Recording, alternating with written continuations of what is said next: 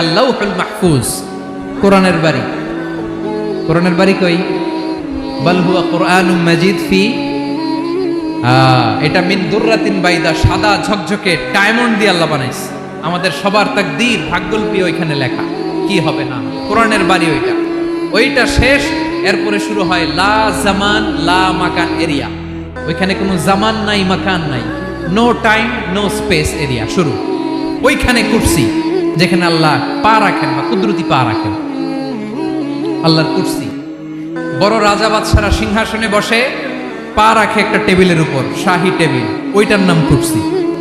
আল্লাহ বলে ওয়াসিআ কুরসিয়ুহুস সামাওয়াতি ওয়াল আরদ। আল্লাহর এই কুরসিটা এতক্ষণ যা বললাম এই সবগুলোর চাইতেও বড়। কুরসির উপরে আছে আল্লাহর আরশ, আর রহমানু আলাল আরশি ইস্তাওয়া। রব্বুল আলামিন ওই আরশের উপরে, আমি যেমনি চেয়ারের উপরে এরকম না।